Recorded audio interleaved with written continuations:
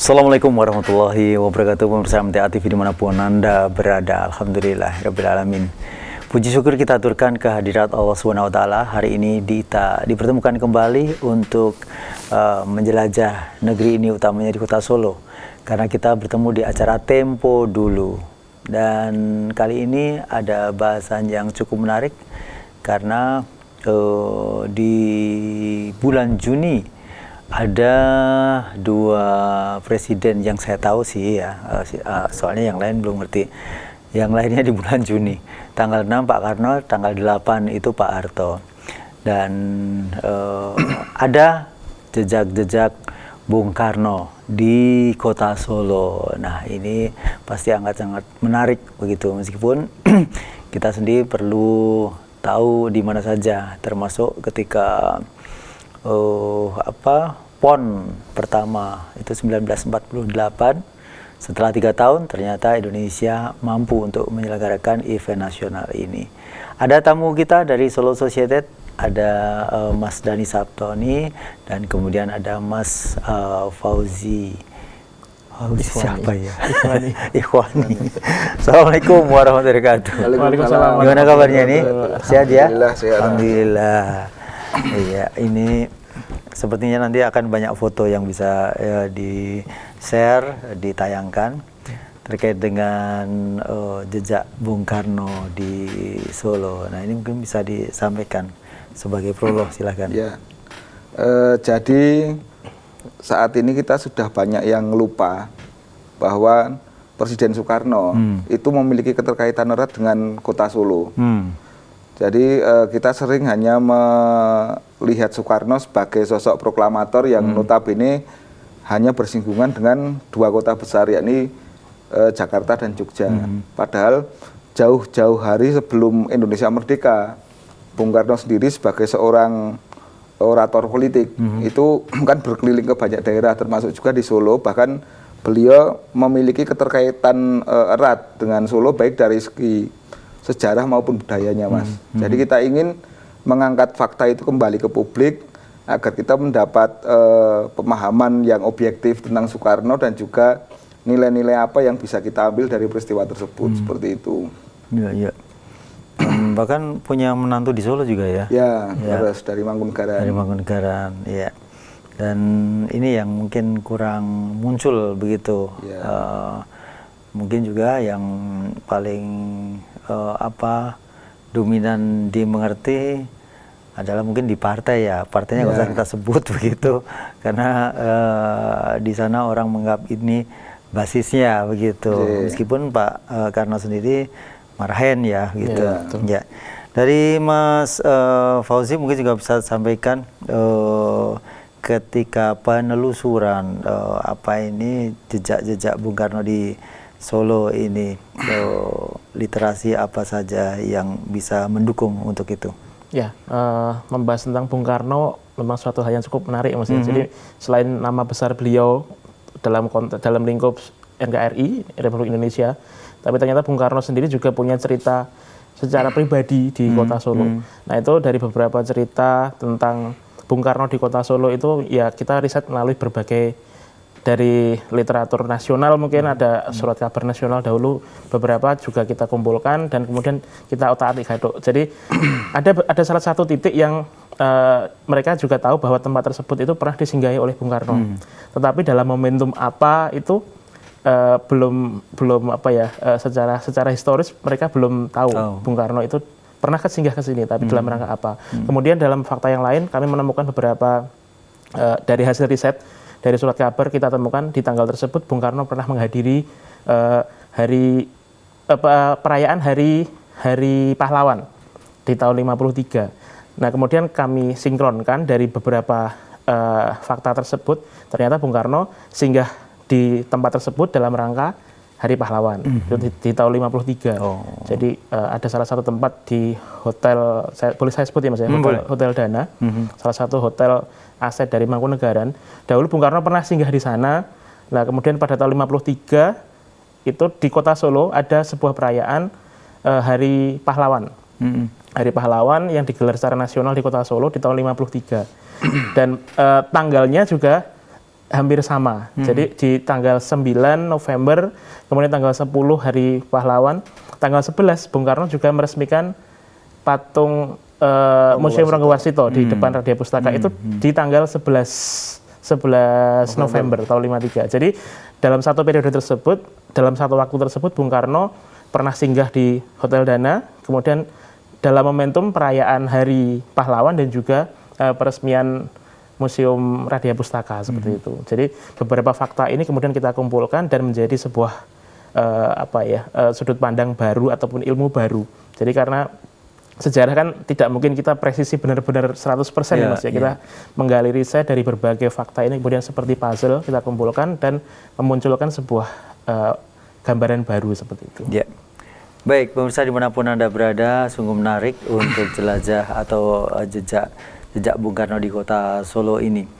Anda juga bisa berpartisipasi untuk telepon di 02716793.000, SMS WA di 08112553000. Bahkan mungkin siapa tahu ada keterangan dari sini yang belum lengkap bisa melengkapi dan kita bisa follow up untuk bisa telusuri begitu.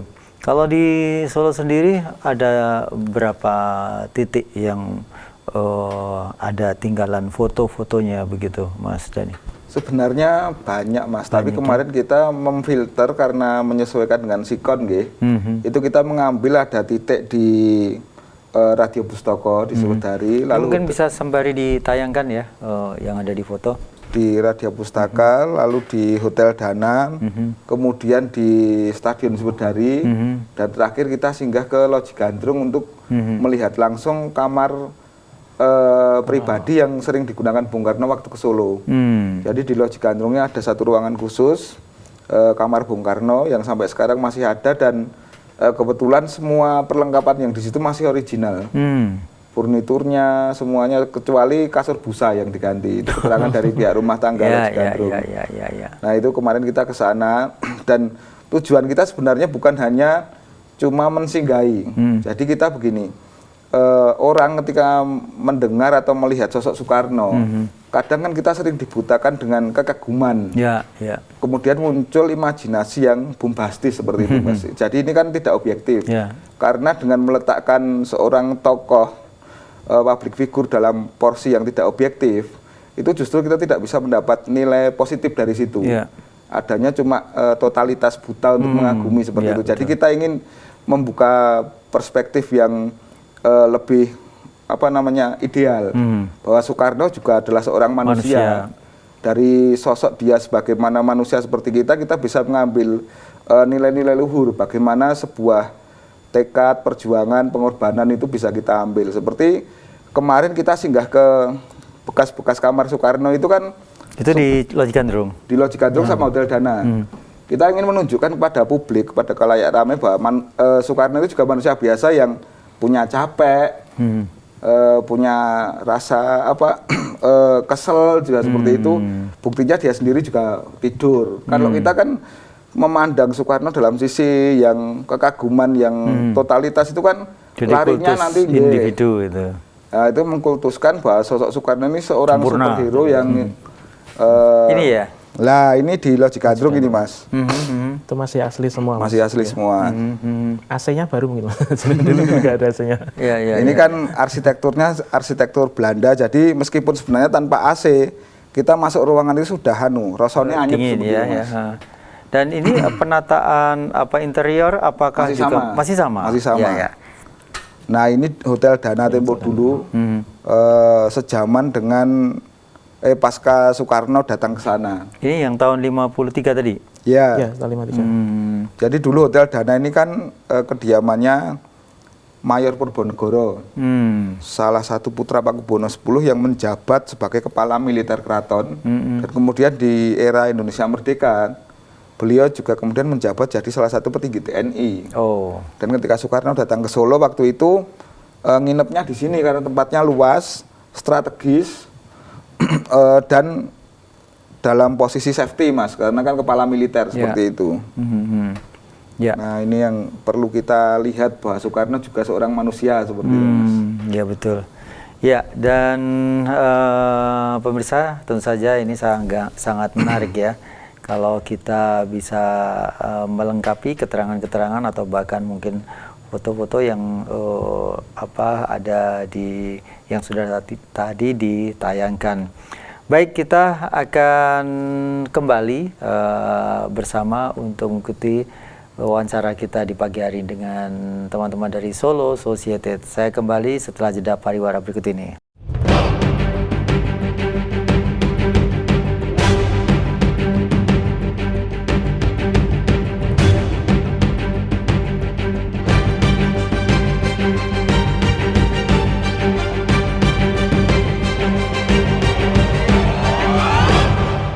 Baik pemirsa, dimanapun Anda berada, kita masih ada di acara Tempo Dulu. Dan pembahasan hari ini adalah tentang jejak-jejak Bung Karno di kota Solo. Tadi juga sudah diperlihatkan bagaimana beliau pernah juga menginap di Hotel Dana dan kemudian melakukan kegiatan mengadakan PON tahun 48. Dan lainnya, yang jelas pernah juga di Loji Gandrung, sekarang menjadi tempat rumah dinas wali kota Surakarta. Dan kita masih akan ulik terkait dengan jejak-jejak Bung Karno, meskipun kalau kita mengerti tentang beliau, plus minus itu pasti selalu ada, siapapun orangnya sih ya. Dan mungkin bisa disampaikan lagi nih bahwa tipikal Bung Karno pada kota Solo sendiri pernah di Loji Gandrung. Sementara tahun 48 Gatot Subroto pun juga pernah ke sini dalam rangka mau ke Madiun. Nah, ini sebenarnya kalau saya masih belum tahu nih tentang Loji Gandrung sendiri. Sebelum digunakan menjadi tempat tinggal wali kota, saat itu digunakan untuk apa, Mas? Jadi Loji Gandrung itu dulu kediamannya seorang bisa dikatakan semi bangsawan lah, karena dia diambil menantu oleh Paku Buwono X, yaitu Desente itu, dia orang Prancis ya Mas Oji ya. Itu untuk mengurusi perkebunan teh Kasunanan yang ada di Ampel. Nah, kemudian suatu ketika si Desente ini meninggal, dan karena saking rasa cintanya kepada si suami, maka si istri Desente ini sampai membuat satu dekoratif monumental ya Mas ya, berupa inisial H. Itu inisialnya Desente. Nah, itu makanya dinamakan sebagai Loji Gandrung, karena rasa asmara yang sangat kuat dari si istri ini tadi. Dan kemudian setelah itu tempat ini dipakai, setelah kemerdekaan dipakai untuk menjadi kantor dari presiden. Dan kemudian juga dipakai untuk kantor gubernur militer waktu itu Jenderal Gatot Subroto. Dan kemudian sekarang rumah dinas wali kota itu. Jadi seperti itu. Dan dari awal sampai sekarang tidak berubah ya? Tidak berubah. Ya. Ada beberapa ini sih Mas, tambahan dari atap mungkin yang tiang ditambah. Dulu ketika dipakai oleh Tinus ya, Agustinus Desente, Desence, TJE gitu, jadi bacanya Desence. Ada yang mengatakan Desente juga. Nah, itu beliau seorang juragan tanah, jadi sempat menyewa. Jadi awalnya menyewa tanah-tanah dari Kasunanan yang disewakan, disewa semua, kemudian ditanami beberapa tanaman yang pada waktu itu tanaman produktif, kopi, kemudian tebu. Kan pada waktu itu kopi, gula itu kan termasuk komoditi yang sangat laris ya. Itu terus kemudian Desence membuat sebuah perusahaan kopi, perusahaan gula, kemudian beberapa perusahaan komoditas perkebunan lain. Maka kalau di Semarang itu ada namanya Oi Tiong Ham, juragan gula. Nah, kalau di Solo itu ada Desence itu. Jadi tokoh dua orang non pribumi yang mereka bisa berhasil, tapi juga dalam kehidupan juga bisa membaur terhadap lingkungannya seperti itu. Nah, Desence sendiri itu menikah dengan Raden Ayu Cokrokusumo, kalau nggak salah, itu salah satu putri dalem dari Kasunanan. Maka ketika yang Mas Denny sampaikan tadi, ketika DCC meninggal, putri ini sangat cinta terhadap suaminya itu. Maka kemudian ada istilah gandrung. Itu ada beberapa riset kami yang mengatakan dari hal tersebut, kegandrungan itu kemudian istilahnya menjadi loji. Loji kan rumah Belanda, rumah lawas seperti itu, loji. Kemudian gandrung karena rasa cintanya seorang istri terhadap DCC itu. Nah, kemudian setelah berjalannya waktu, rumah tersebut juga sempat direhab kemudian oleh seorang arsitek bernama Wolf Schumacher. Wolf Schumacher ini rektor dari ITB sekarang, Hochschule Technisch Bandung. Jerman. ITB, iya, Jerman Raya ya dulu, Jerman lah. Kemudian setelah kita riset, kita telusuri, Bung Karno ini kan juga dulu kuliahnya di ITB, Mas. Bung Karno kuliah di ITB, dan ternyata salah satu guru besarnya beliau, Bung Karno itu teknik sipil kalau nggak salah. Insinyur ke beliau ya? Insinyur ya, IR. Nah itu ketika kuliah di Bandung, salah satu guru besarnya itu adalah Wolf Schumacher itu. Jadi ketika di Solo, Bung Karno salah satu tempat tinggalnya, rumah singgahnya itu di Loji Gandrung. Dan Loji Gandrung itu adalah hasil karya desain dari Wolf Schumacher gurunya itu. Nah itu sebuah fakta yang oleh rumah Loji Gandrung sendiri juga belum tahu. Ternyata yang desain ini juga gurunya dari Bung Karno. Dan di dalam salah satu ruangannya itu ada cerita dari Bung Karno. Itu fakta baru yang kemarin kita sampaikan pada peserta seperti itu.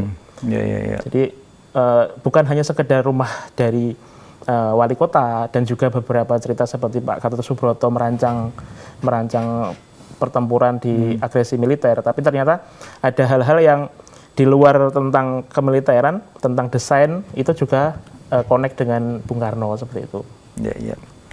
Ya, sangat menarik nih.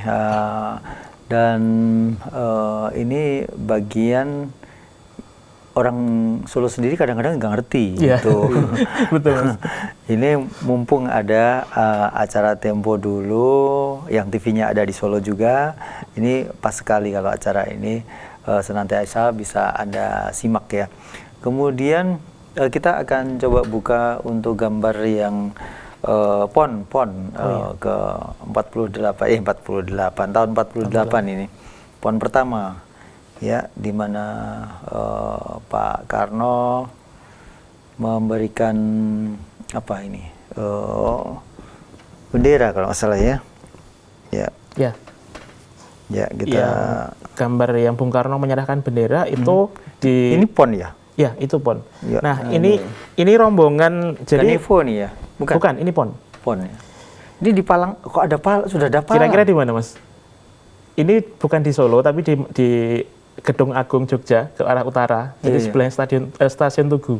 Kok sudah ada Palang ya? Saya bingung lah. Ya. Jadi sebelum PON 1 dibuka di Kota Solo, itu semua delegasi peserta PON itu berangkatnya dari Gedung Agung Jogja. Gedung Agung Jogja. Tanggal 8 September ya, tanggal 8 September dan itu berjalan kaki. Ya. 8 September dilepas oleh Bung Karno dari Gedung Agung. Para peserta berjalan kaki menuju ke Kota Solo, menuju Sriwedari, dan tanggal 9-nya dibuka oleh Bung Karno di Stadion Sriwedari. Ya. Dan ini waktunya berselisih tipis dengan agresi militer Belanda kedua. Ya. Dan kanopinya dari dulu sampai sekarang nggak pernah berganti, berubah ya. Modelnya seperti itu. Atau nggak boleh diubah karena ini bagian dari sejarah begitu ya. Mungkin bisa jadi BCB itu, Mas ya. Jadi, nah ini di Gedung Agung di Jogja. Jadi semua peserta ini di Gedung Agung ini ya. Semua peserta itu berangkatnya dari halaman Gedung Agung, dilepas oleh Bung Karno seremonial. Peserta dari PON yang pertama ini jalan kaki menuju ke Solo. Jalan kaki menuju ke Solo, kemudian sampai ke Stadion Sriwedari pagi, dibuka lagi oleh Bung Karno. Seperti itu. Ya. Dan PON 1 sendiri itu sebenarnya juga sebuah simbol perlawanan dari Bung Karno. Jadi Bung Karno kan kita tidak pernah menemukan cerita beliau megang senjata untuk berperang langsung dengan kolonial. Tapi beliau membuat sebuah ini Olimpiade mini tandingan ya, tandingan. Jadi pada waktu itu tahun 48 diadakan Olimpiade musim panas di London. Indonesia sudah siap dari segala atletnya juga sudah siap, tenaganya siap, bahkan dari logistik untuk berangkat ke London juga sudah siap. Namun pada waktu itu pemerintah Belanda menekan panitia dari Olimpiade, dikatakan bahwa Indonesia bisa berangkat tapi harus menggunakan paspor dari Belanda. Nah, Bung Karno pada waktu itu marah besar. Kita sudah merdeka, kenapa harus pakai paspor dari Belanda? Nah, Bung Karno marah, ya. Bung Karno marah, tapi beliau tidak langsung marah non-nerjang apapun seperti itu. Beliau melakukan sebuah tandingan agar juga bisa dilihat oleh khalayak ramai, oleh dunia. Salah satunya adalah PON yang pertama ini. Jadi PON yang pertama tahun 48 ini berawal dari anyele Bung Karno karena tidak bisa berangkat Olimpiade. Ya. Itu. Ada tambahan? Soal PON enggak.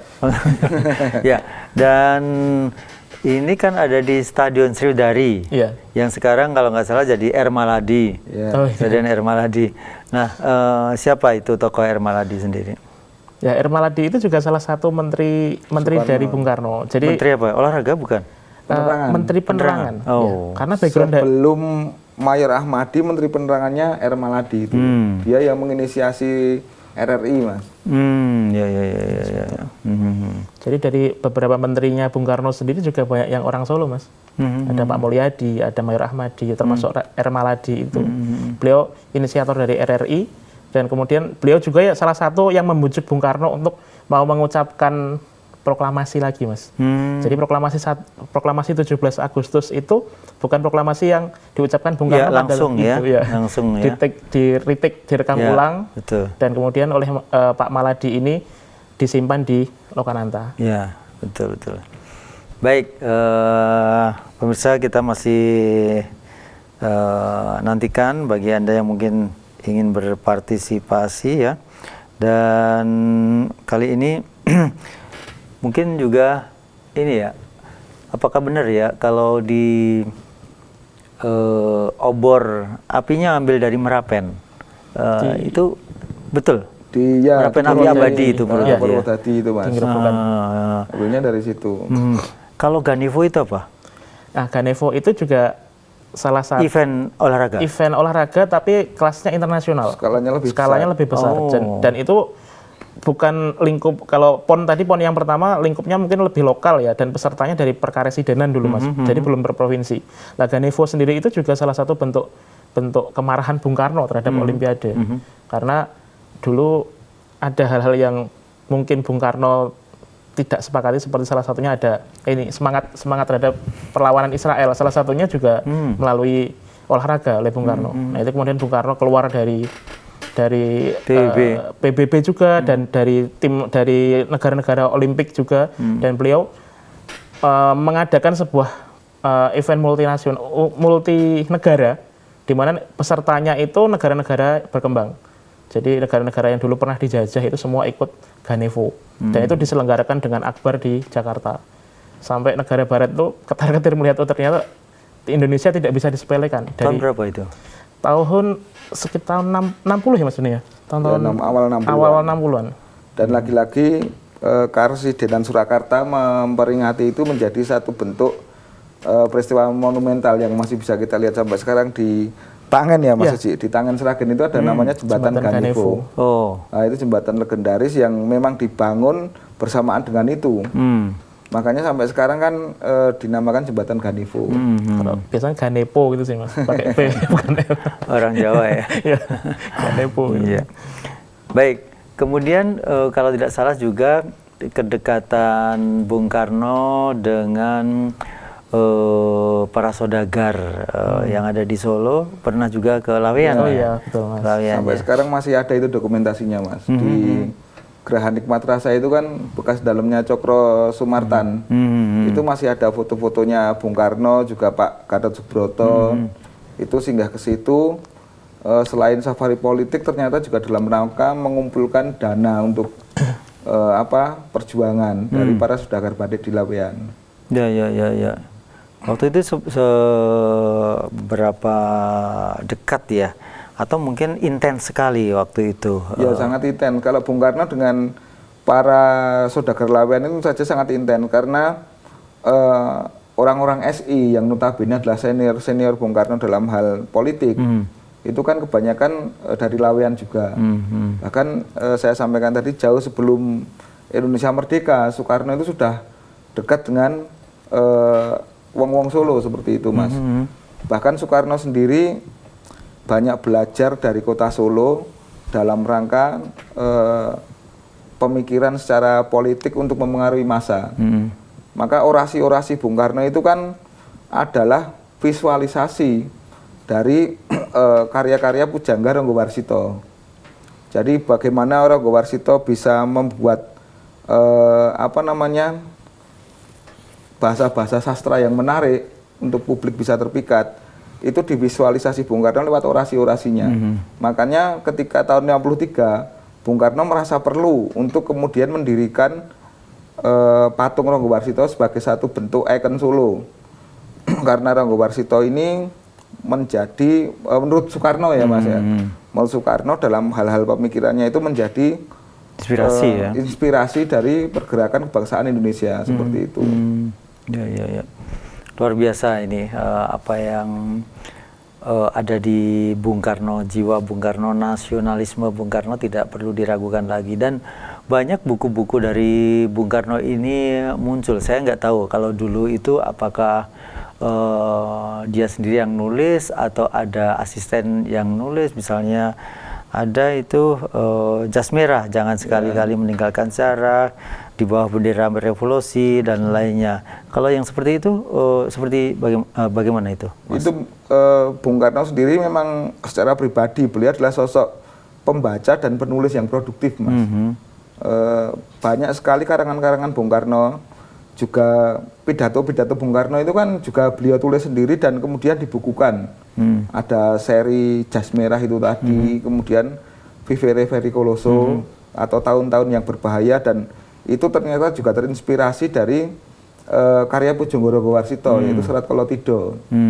Diejawantahkan itu di awal-awal tahun 60-an, di awal tahun 60-an itu beliau menulis Vivere Pericoloso itu, dan kemudian ada Sarina. Terus yang paling legendaris itu di bawah bendera revolusi, jilid 1 dan 2 yang tebalnya ribuan halaman itu. Itu ditulis Bung Karno dari awal beliau mulai berkarir di dunia politik dalam ranah pergerakan nasional sampai beliau menjelang kemerdekaan.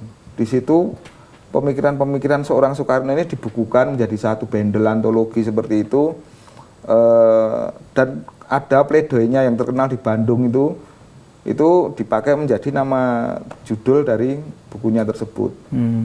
Dan di tahun 1930 ketika Soekarno diadili di Bandung itu juga orang yang pertama kali bersedia dan berani untuk membela seorang Soekarno yang notabene waktu itu menjadi semacam teror bagi pemerintah kolonial, itu juga adalah wong Solo. Ada Mr. Sartono sebagai pengacaranya Soekarno saat itu yang berani untuk membela Soekarno di pengadilan Bandung itu, Mas. Maka Soekarno ini merasa memiliki satu keterikatan dengan orang-orang Solo, bahkan sampai beliau menjadi seorang presiden. Banyak seniman-seniman dari Solo yang kemudian didatangkan ke Istana Negara untuk tampil di sana mementaskan, seperti Rusman dan Darsi, legenda wayang Wong Sewedari itu sering diundang ke Istana Negara. Kemudian juga ada Gotik Swan, Panembahan Harjonegoro itu diperintahkan Soekarno untuk membuat batik Nusantara. Karena batik bukan hanya milik orang Jawa tapi milik seluruh orang Indonesia seperti itu, Mas. Iya, kita coba lihat ini mungkin di akhir acara ini bagaimana Soekarno meresmikan patung Ronggo Warsito ini. Ini ada di depan Museum Ronggo Warsito yang ada Museum di Raja Pustaka. Ya, Museum Ronggo Warsito Raja Pustaka yang ada di nah ini ya. Ya, ini, Mas. Ini belakangnya masih sama sih sebenarnya, sama tidak ada yang berubah itu, Mas. Sama, hanya saja sekarang temboknya di depan semakin kokoh begitu. Kemudian ada di loji gandrung tadi ada tempat yang belum diperlihatkan, bisa diperlihatkan itu ada lukisannya Bung Karno. Loji gandrung. Ya, ini loji gandrung di depan ini baru ya. Yang lainnya masih ada, yang ada TV kalau nggak salah. Ada ya, di satu kamar yang ada lukisan Bung Karno. Ada Itu di Hotel Dana itu. Oh, Hotel Dana Ya, malahan Hotel Dana. ya. Itu ruangannya di. Nah, ini ya. Oh, Nah, ini yang ini juga disewakan ini sebenarnya. Disewakan. Ya, disewakan ya, tapi Jadi malah menjadi nilai plus dari hotel tersebut, Mas. Jadi orang malah berminat untuk menginap di situ karena ada nilai historinya Bung Karno pernah di situ. ya. Nggak tahu kalau lampu ini bagian lampu lama atau tidak. Kalau ini furniturnya udah diganti. Ada ganti. Ya. Tapi untuk ornamen ruangan desainnya itu arsitekturnya tidak diganti, Mas. Ya. Di situ juga ada beberapa lukisan yang ketika Bung Karno setelah singgah di hotel tersebut, kemudian pulang ke Istana Negara ke Jakarta, kemudian salah satu lukisan tersebut diberikan oleh Bung Karno ke Hotel Dana, nanti dipajang di salah satu ruangan di Hotel Dana. Seperti itu. Ya.